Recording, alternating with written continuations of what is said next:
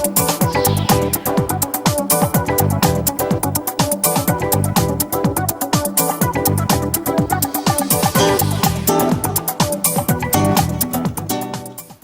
tal? ¿Cómo están? Buenas tardes y bienvenidos a Espacio Abierto aquí en Televisión Ferrol. Y vamos a hablarles de la actualidad de uno de los municipios de la comarca, como es el de Fene. Tenemos muchos asuntos que repasar, como por ejemplo esa regularización catastral que se está llevando a cabo en este municipio y del cual pues ya se están teniendo datos más concretos sobre las reclamaciones que se han realizado y otros asuntos, algo que se está llevando a cabo en todo el país. Pero hablaremos también de otros asuntos, ¿no?, relacionados con Fene, como por ejemplo pues las posibilidades que existen de mejorar diferentes calles y caminos en este municipio. También hablaremos de ese importante polígono de Vilar do Colo, de su transformación en estos últimos tiempos, o de otro asunto que afecta a los vecinos de forma directa, ¿no?, los impuestos municipales, además de tocar pues sectores tan importantes para Fene y la comarca como es el sector naval. Bueno, son muchos asuntos que vamos a intentar ir ordenando poco a poco esta tarde con nuestro invitado, que en esta ocasión es el portavoz del Bloque Nacionalista Galego en Fene, Juventino Trigo. Muy buenas tardes, Juventino, ¿qué tal? Hola, muy buenas tardes. Bueno, pues hablando de esos temas, por ir un poco por orden, lo que sí estamos viendo es que está habiendo en Fene pues esa regularización del catastro y bueno, ya se han contabilizado un poco las reclamaciones que se han hecho por parte de los vecinos, ¿no? Bueno, ¿cómo estáis viendo este procedimiento que ya se lleva pues ejecutando unas cuantas semanas, ¿no? Moi ben, pois aí temos isto que xa casi isto solamente do catastro, de feito se fixe un pleno en exclusiva para este asunto, daría xa casi para toda a entrevista que temos hoxe, non? O que temos que ver que co catastro aquí houve un problema básico e de entrada. En primeiro lugar, temos que tomar en conta unha cousa.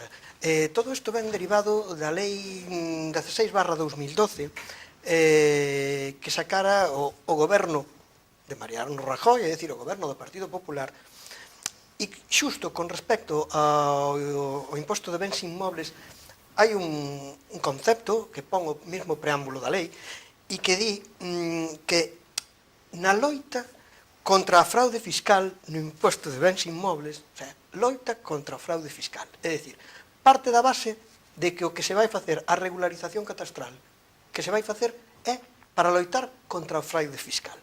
É unha cousa curiosa, é dicir, está chamando xa defraudadores a todas aquelas persoas as que lle están regularizando a situación, cando nos atopamos con que a inmensa maioría, porque para máis a inmensa maioría das persoas que están recibindo as notificacións é por asuntos e por construcións que estaban feitas e construídas antes incluso da revisión catastral de 2005, é dicir, nos atopamos con moitísimos casos de xente que ten unha construción en onde se mete todo, que é un garaxe, que pode ser unha bodega, que pode ser un galiñeiro, sí. E resulta que todo eso se lle pon a maiores, ahora no recibo se lle incluye a maiores, cando a maiores esas construcións levan feitas 20, 30 e 40 anos.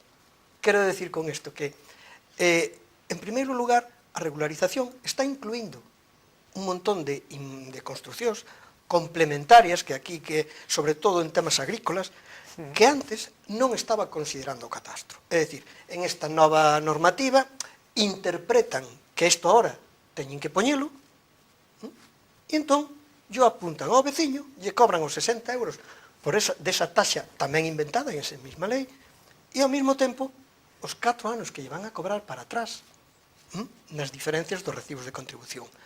Pero que ese non era un problema dos veciños. É dicir, se antes interpretaban de unha maneira e todas estas construcións auxiliares non se incluían, agora non ven a conto que me incluyan e me digan ainda por encima que eu estaba defraudando. Os casos son múltiples, é dicir, xente que incluso tiña unha bodega e que anos despois, fixo a casa. Nos planos que presenta o Concello da parcela, figura a bodega, figura todo. Dan de alto recibo novo, pero nadie incluiu, porque non se incluía habitualmente. De feito, hai concellos que ainda siguen sin incluílo. Entón, todas estas cousas, o que xeneran é un malestar, e aparte, o propio lei o di, o ánimo é exclusivamente recaudatorio. Hai que sacar cartos e nos dá igual de onde.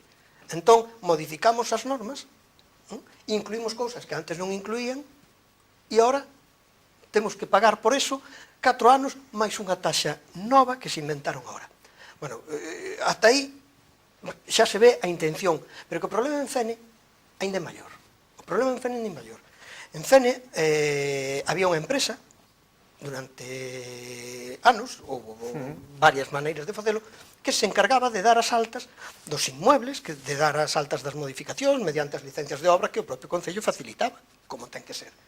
Pero dende hai uns anos, concretamente dende o ano 2011 que goberna o Partido Popular, por un enfrentamento persoal con esa empresa, non se está facendo ese traballo. Desfeito, o Concello se meteu nun xulgado con esa empresa, porque decía que non tiña o traballo ao día. Bueno, a sentencia foi que nos costou a todos os veciños e veciñas de Fene 70.000 euros, máis todo o que hai que pagar aínda, seguramente, de costas e de... porque decían que non estaba o traballo feito. Bueno, pois parece ser que o traballo, o xulgado dixo que sí que estaba feito e o Concello tuvo que pagar. Entón, que fixo eso? Se xenera que as altas se dan sempre con un ano ou 2 de retraso, generalmente, pois que levamos 6 anos ou mellor sin actualizar as altas no catastro, co cal, xente que ten todo perfectamente legal, se atopa con que ten que pagar esa taxa porque non se lle actualizou. O sea, son moitísimos problemas os que se xeneran, e un problema que xenerou máis enfado foi, e por parte da oposición sobre todo, foi a ocultación total e absoluta dese proceso. É dicir, o alcalde contestou a petición do catastro xa aos 5 días, a finais de 2013, e a oposición non se lles informou absolutamente de nada. Aos veciños non se lles informou absolutamente de nada.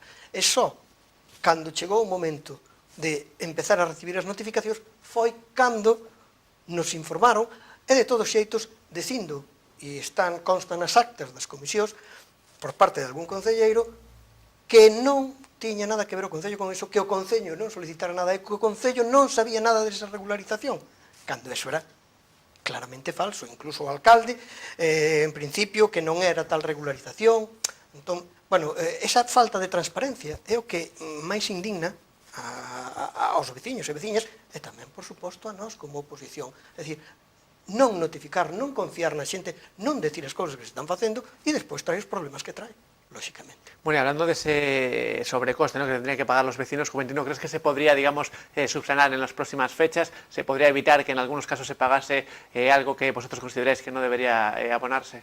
Vamos a ver, ahora mesmo, outro día hubo un pleno precisamente exclusivo, un pleno extraordinario por este asunto, e se aprobou unha moción en ese pleno para solicitar de catastro que paralice esa regularización tal e como están facendo, porque temos que deixar claro, non é que non se queiran dar de alta as cousas que hai que dar de alta, por suposto que hai que dar de alta.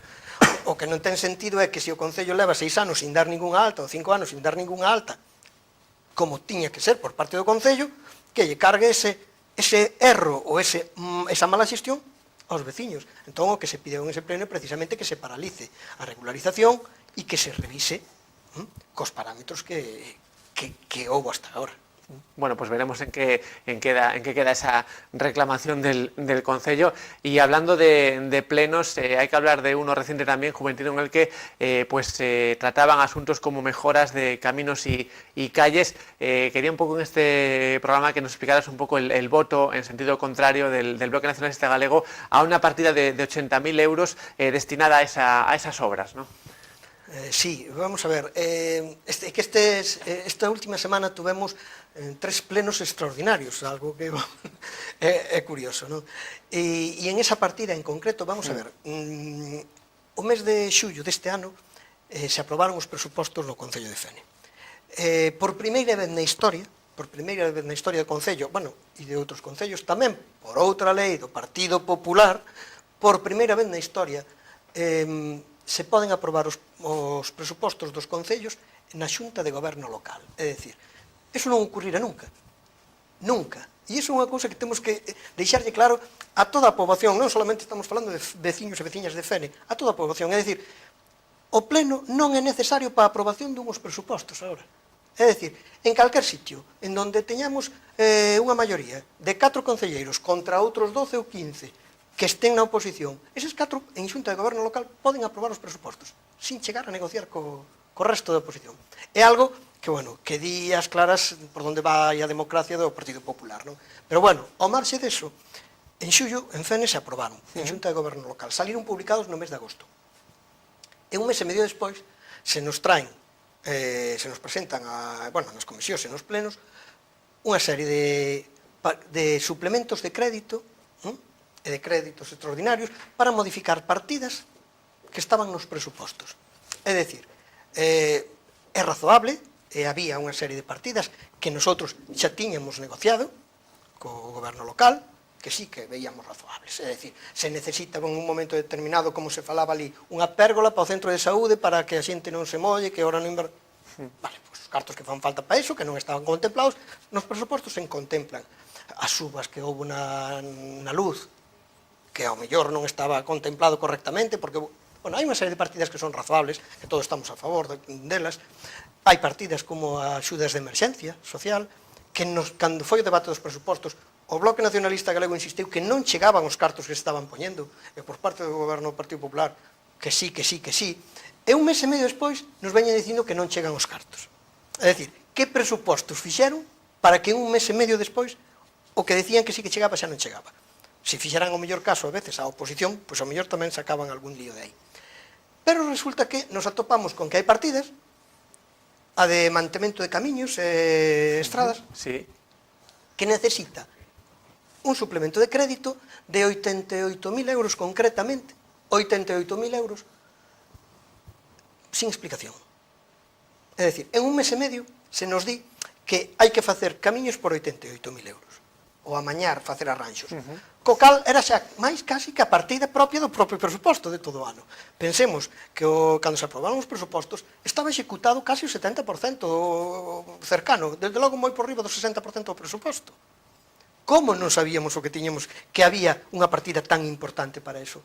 Bueno, pois cando pides información, resulta que non é exactamente eso para o que son os cartos, senón que son para facturas que xa había dende febreiro dese ano, en cambio non se puxeron nos presupostos. Quero decir, nos ocultan os datos, nos din verdades a medias. Entón, nosotros o que fixemos é dicirlle, non, mire, ou nos aclaran para que son, porque o único que vexo son facturas de moitas empresas, e entre moitas, pois Lois Calvo, que se leva toda a compra de material de obra e material de construcción do Concello, curiosamente. Pero, bueno, non vamos a entrar en eso, non vamos a ser mal pensados. Pero resulta que o que temos que ver é para que son. E non se nos aclara, se nos dan facturas que poñen compra de material. Claro, pero compra de material, para onde se levou ese material? Non estamos falando de unha factura de 3.000, 2.000 ou unha partida, estamos falando de unha partida de 88.000 euros en menos dun mes e pico. Entón, nós eso lle dicimos que ou non lo aclaran ou non lle votamos a favor. Digamos que el BNG no sabía exactamente si esa partida iba a ir destinada a esas mejoras, ¿no? De no, claro, porque despois nos presentan facturas que son de febreiro, marzo, abril, por lo tanto xa estaban feitas esas melloras. Por que non se contemplaron nos presupostos? Que se fixo nos presupostos, entón? Se se aprobaron no mes de agosto, como quen di. Entón, esas partidas, nós non estábamos de acordo con elas. O que fixemos foi presentar unhas enmendas en ese pleno, pedíndolle que retiraran eso e as cousas que eran razoables, votalas a favor. Como despois, 3 días despois, en outro pleno, efectivamente aceptaron as enmendas que en ese primeiro pleno non aceptaron, as aceptaron despois e se aprobou. Pero quitando esas partidas que están totalmente injustificadas. Non sabemos exactamente por que non se incluíron nos presupostos ou para dónde iban a ir. Bueno, y hablando de esas partidas, Juventino, según el BNG, ¿qué capacidad económica tiene ahora el Concello de Fene para invertir en obras como estas u otras similares, ¿no? Para, digamos, transformar el municipio, ¿no? Bueno, eso xa, como se suele decir, un expediente X. A ver, hai 3 meses, ou hai 4 meses, ou hai 5 meses, o Concello de Fene, se facemos caso que decía o alcalde e o goberno do PP, estaba en bancarrota. Pouco máis, isto era todo un caos, hasta fai 4 días. Pero ahora nos encontramos que no Concello de Fene existe un remanente, para non concretar, de casi 1,5 millón de euros. 1,5 millón de euros de remanente, incluso con superávit. Dos cales, casi 1 millón, proceden dos presupostos do ano 2013, non executados do 2013. É dicir, gastos que o Concello tiña que facer no 2013 que non fixo. A ver, estamos falando sobre un presuposto de 10 millóns. E agora resulta que hai 1,5 millón de euros para poder utilizar, por decir de alguma maneira. Que ocorre? Non se poden utilizar todos porque pola lei de estabilidade financiera que aprobou o Partido Popular hai unhas partidas que se teñen que garantizar, de que teñen que quedar, por se hai que pagar débeda bancaria, bueno, en función de todos destes temas que marca a lei, non? Entón, que ocorre? Bueno, pois existe unha cantidade bastante alta que se pode utilizar para invertir en inversión sostible, que lle chaman. Inversión sostible, que di a norma, bueno, pois poden ser desde un aglomerado, electricidade, e o que nos consideramos sobre todo moi importante, auga e saneamento. O sea, alcantarillados, reposicións ou saídas de auga e todo isto. Entón, bueno, existe fondos no Concello suficientes para poder invertir en obras. Que ocorre? Pois nos volvemos un poquinho a encontrar con isto. De feito, no pleno que do outro día, en donde se falou deste tema, nos atopábamos con que o alcalde dicía é que nos iniciamos un expediente para concretamente para un aglomerados de unha serie de camiños no mes de xullo, pero a oposición se nos notificou o 17 de outubro, se non foi nunha primeira reunión. Quero decir, esta continua ocultación e falta de transparencia, ocultación de datos e falta de transparencia que ten o Concello. É dicir, se quere chegar a un acordo, todas as obras que se fan en FENEC, generalmente, desde o principio, polo menos desde o tempo que eu levo aí, 3 anos e pouco, se fixeron prácticamente sempre por consenso. É dicir, se fala entre todos os grupos, chegamos a un acordo e iso se leva a pleno e se aproba. Pois resulta que ahora nos atopamos con que nos comentan 2 días antes e nos dan unha información a medias e falsa, de que se ten que facer esas obras, que hai que facelas antes de 31 de decembro, sin marxen á oposición. Nos, de feito, presentamos con ese remanente e o superávit unha serie de propostas para facer unha serie de obras, incluso para dedicar o superávit a contratación de persoal, porque o emprego para nós ahora mesmo é un dos cabalos de batalla máis importantes que temos, e todo iso non se podía facer porque non había tempo. Cando despois resulta que xa non tiña que estar todo listo, feito e pagado hasta 31 de decembro, sino que tiña que estar, por decir de alguna maneira, comprometido. Despois xa se acabaría cando se tuvera que acabar. Entón, toda esta información a medias, esta ocultación de datos, nos está levando continuamente a algo que non ocurría. Nos vemos que, por parte do Partido Popular, xa están en plena campaña electoral e non informan a oposición das cousas que se queren sacar para diante, non? Entón ese é un problema, pero bueno, de feito, por capacidade económica, o Concello ten capacidade económica, non ten problema ningún para poder afrontar obras e para poder facer. O que pasa é que as obras habrá que falalas antes de facelas a dedo, como se suele decir. Bueno, seguimos hablando de obras, Juventino, porque hay unas que en este caso no dependen tanto del Concello como sí de otras administraciones, ¿no? Me refiero, por ejemplo, a esa mejora de accesos al polígono de Vilar do Colo, que recientemente se terminaban, una obra que también depende en este caso de la Xunta de Galicia, ¿no? Bueno, ¿cómo valoráis esas obras, ¿no? Esos proyectos? Sí, bueno, vamos a ver, en isto volvemos un pouquiño ao que falábamos antes. Esas son obras que se propuxeron entre todos os grupos, por parte do Partido Popular se comentou tamén, non tanto en Xunta de Voceiros como nas comisións correspondentes, de unhas subvencións que había por parte de Xunta, outras veces por parte de Diputación, como son os POS, aos que sí que se chegou a acordo, se acaban de aprobar o outro día. Entón, quero decir, cando se negocia, se aproban, e ese é un deses casos. Unha carretera, un camiño que vai hacia os Casais desde o polígono e que no seu momento, nunha subvención que había con cabanas para accesos ao polígono e todo iso, se chegou a acordos, se falou con toda a oposición, vimos que era unha obra interesante, lóxicamente, e entre todos nos pareceu oportuno pedir esa subvención e acceder e facer ese traballo, amañar ese camiño, claro. Bueno, pues sin duda importante esos accesos para un polígono que debe ser uno de los motores económicos del municipio. Y hablando de este polígono, Juventud, también hay que hablar de ese punto limpio, cuya gestión también ha sido tema de debate, ¿no?, entre los grupos políticos de FN, ¿no?